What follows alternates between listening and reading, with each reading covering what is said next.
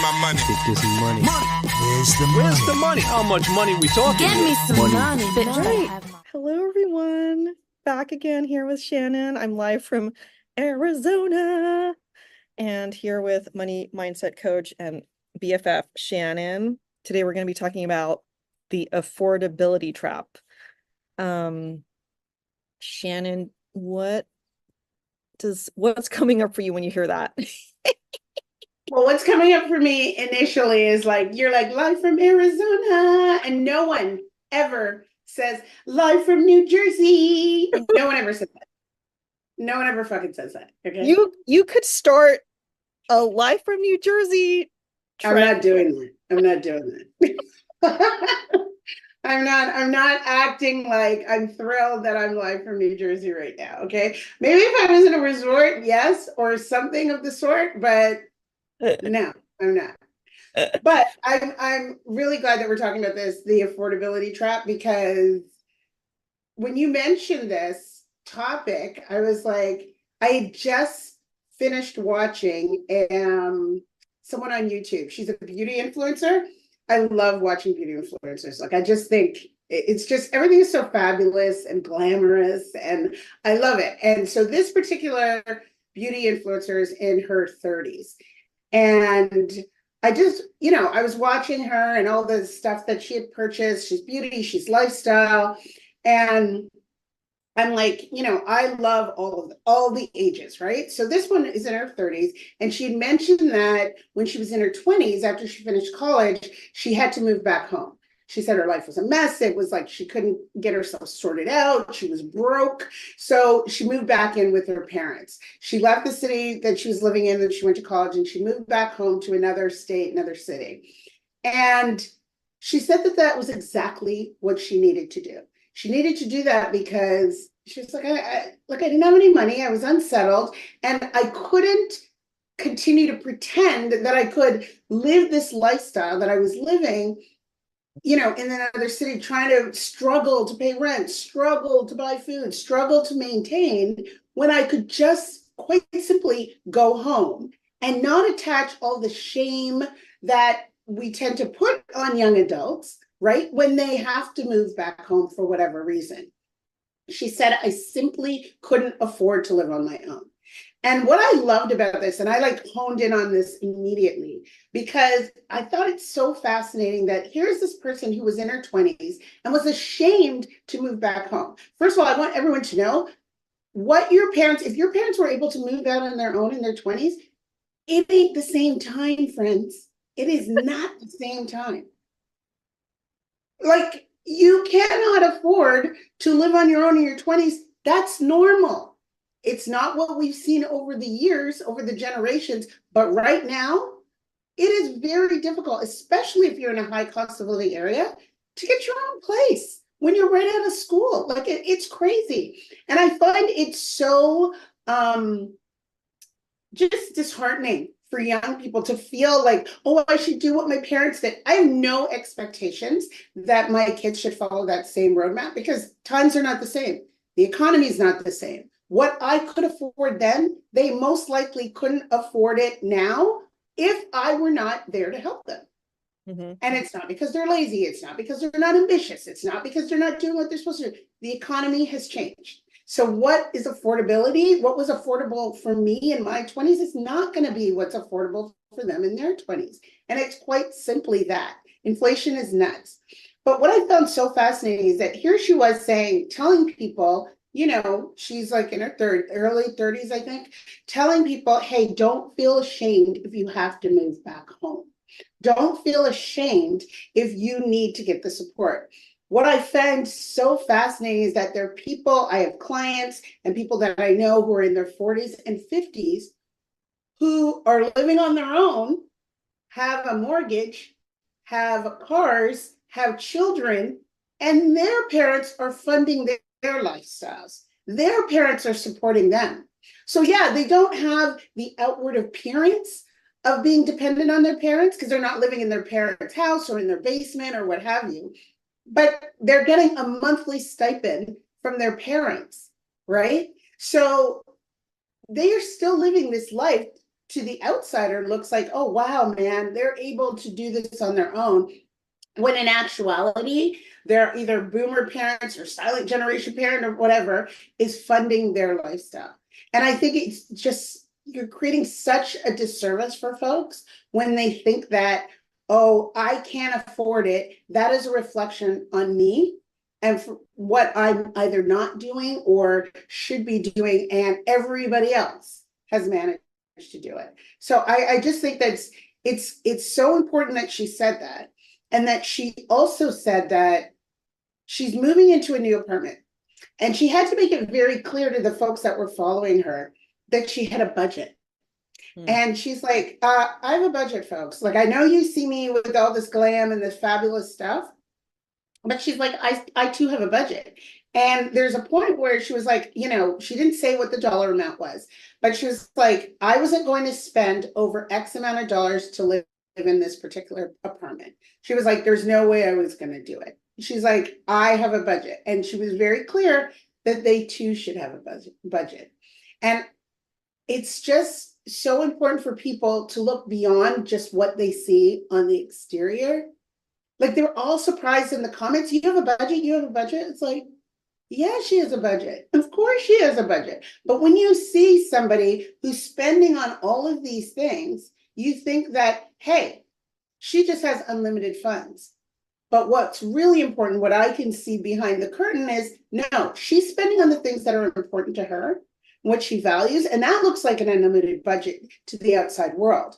But if you listen, she's like, yeah, I'm buying these like fabulous clothes or these, you know, vintage pieces, but I'm driving a Honda, right? Like, I don't care about my car.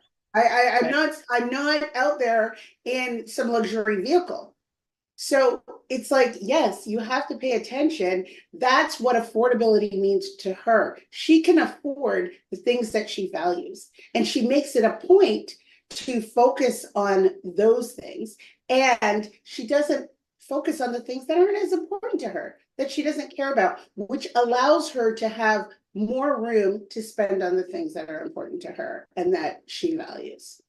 Right. So I just thought that was really interesting, like, you know, the affordability trap, because so many people will see her living this glamorous life, and that's part of what she does. That's her job, but she also enjoys it, and think that, you know, the sky's the limit for her, and that she doesn't put out any barriers around herself, when in actuality she does, and she doesn't get trapped by affordability, because the things that are important is where she puts her energy, her money, her time. I love that. Yeah. I mean, I think it's also so interesting that, you know, she said, or what you said that she said was that she was like a mess in her 20s. And really, I love that you said that no one in their 20s would be able to, like, right out of college, be able to afford, you know, something, especially depending on the city, but that she's just really being human. Yes. Like, if we were to take out the word mess or, like, you know, crisis or like grief or just like, you know, any of those words and just put in human, we're supposed to be in tribes. We're supposed to be in community. We're supposed to be living with elders. It's just that in the modern society, that has been sort of like eschewed for, okay, independence. And I'm not saying that independence is wrong or whatever, but I think that there is a lot of shame around, like, you know, what I'm seeing with my clusties and the folks that I'm working with. It's like, you know, who is your business really affordable for? Because when you are devaluing your price points and lowering your price points, and maybe you're getting donations, and that, you know, again, there's balance with that, right? Depending on your business, but like, and where you are in your business, which stage, but like, when you are sacrificing certain things to make your business affordable, what's actually happening is it's not affordable for you anymore. And you have to like, you know, your business is turning from an LLC to a 501c3, which is great. Listen, if you have a 501c3, I'm not talking, I mean, yeah, I'm not talking to you, but if you have an LLC and you're running your business like a 501c3, right? Then That's a broken business model. yeah, right? So you're over here. Yeah. And then adding to what you're saying, right? You're on the struggle bus already. And then maybe your parents or maybe some family members are offering you financial support or other support. Like for me, I live at home with my dad. So it affords me certain lifestyle. I don't worry about the car. I don't worry about like, oh, I'm 46 and I live at home with my dad. I actually like it. Maybe that's weird. I don't know. But I love dinners with my dad and my hubby. And I love that we get to do that while he's like 82. Like, who knows what's going to happen, right? In the future. Mhm. Aging parents, we don't know. But I know that's not everyone's story. And I know that, right? I'm very privileged. I mean, I need to name that. I want us to be able to name that too, right? Like, not everybody can go home. But if you can, right? And you're on the struggle bus, we what we don't want for you is to like carry the shame and the guilt of society and the patriarchy of like, run your business better, like don't take help from anybody, right? And then what happens to you is that you're pushed into taking a 9 to 5 or whatever that maybe you don't want to, right? So there's like a lose-lose situation. So the question that I often find myself hearing for plusties and folks I work with is like, who is your business really affordable for? And that, even if you are not making the money that you want to yet, right? That is not the reason to devalue your programs or your offers. 100%. Right? 100%. So, It's so good that you just said that, because I just learned that June is Caribbean Heritage Month. ew. And it has been since 2005. I don't know where I've been since 2005, but apparently I literally learned it this month that June is Caribbean Heritage Month. So, being of Caribbean descent, I was like, Congratulations, it's your thank month. you, thank you. June is such a good month in so many ways. We won't Love go it. through all the ways now. But my birthday. But anyway, so June's Caribbean Heritage Month. And when we're talking about this affordability and going home, part of the Caribbean culture is, when you get old enough and don't leave home until you're ready to go out into the world. That means ready financially, whether it's to buy a home and settle down or whatever the case may be when you get married. You can live at home as long as you want. So part of that is like, it was always really a conflict, because with the Caribbean heritage, like, you can live at home, you can stay at home, you can stay home. Listen, they will let you stay at home forever. However, when you say that, and then you were talking about who are things affordable for, that same culture, particularly ones that emigrated to like Canada or the US or the UK, things that were affordable got a completely different definition. Like, they were like, if something seemed too expensive, it was like dismissed immediately.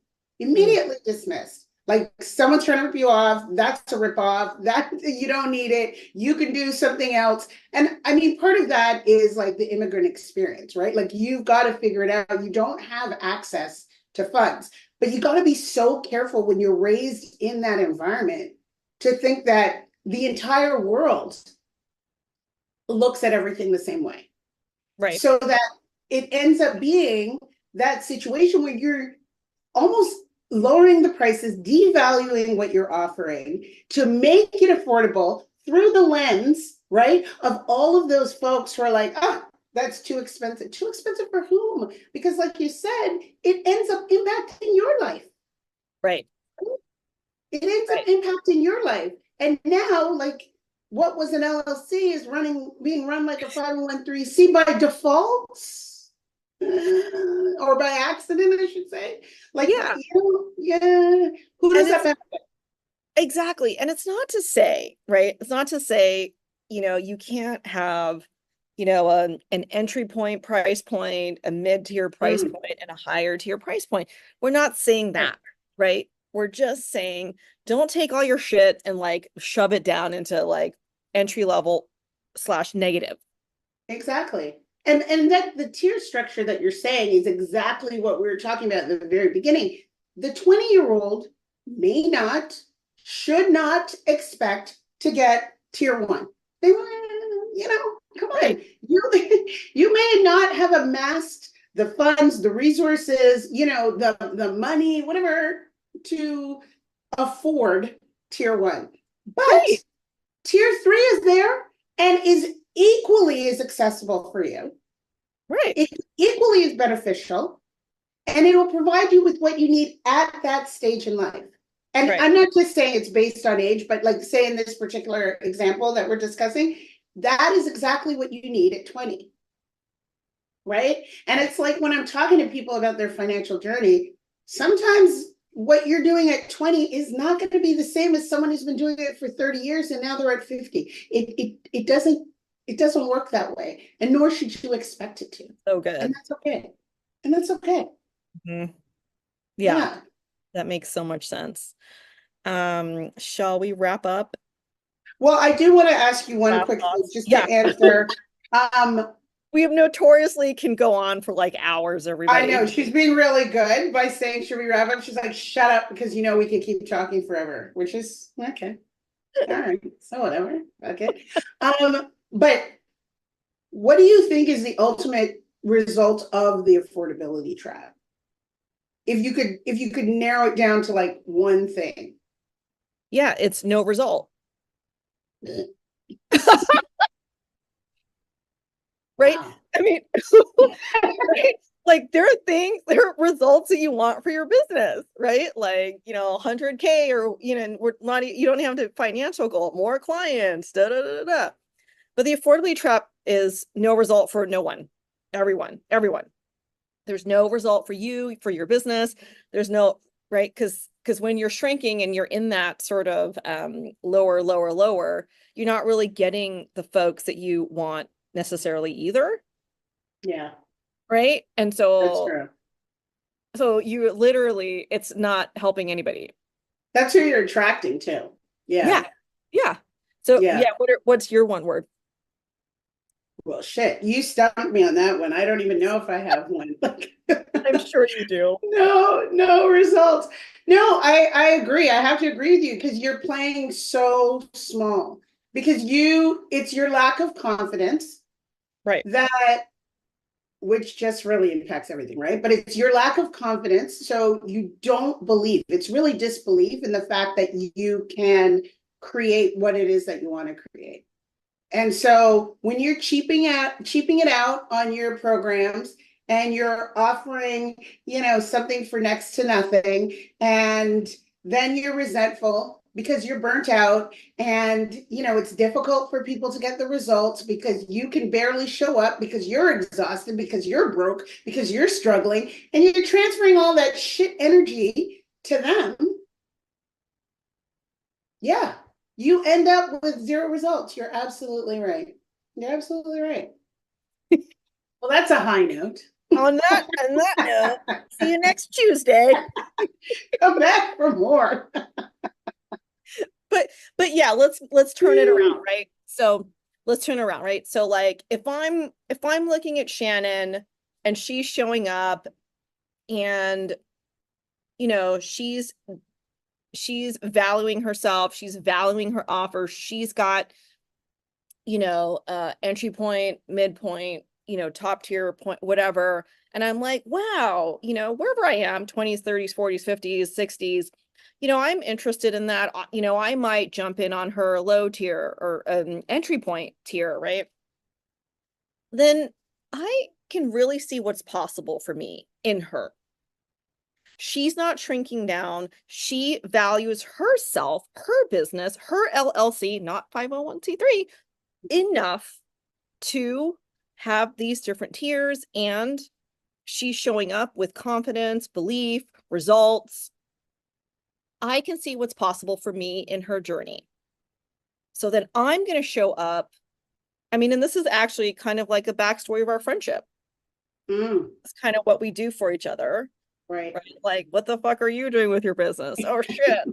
What the fuck am I doing with my business? Right. We're not saying we're perfect. We're saying, right, these are some of the things that we're learning together and how we're growing, and we're getting coached up in another container. So, but when we show up outside of the affordability trap, right, there's a lot of magic that can happen for all of us and 100%. all of us in the space. 100%. There was a lot of learning and unlearning that we did and that we're still doing. Right? There a lot. And when it comes to what one can afford or others can afford and how much money people have or how much money they're willing to spend and blah, blah, blah, blah, you have to always remember that that's not your business. That's not your business, right? Your business is to provide the best product or service or whatever it is for your potential clients. And not everyone's your client, but like your advice to having the different tiers will allow you to have different people who are at different stages who can all benefit. Right. Love it. Good summary. Yay. All right. So we're going to be back here next Tuesday. Okay. Next Tuesday at noon Eastern, 9 Pacific. Perfect. I love it. All right, my friend. Here we go.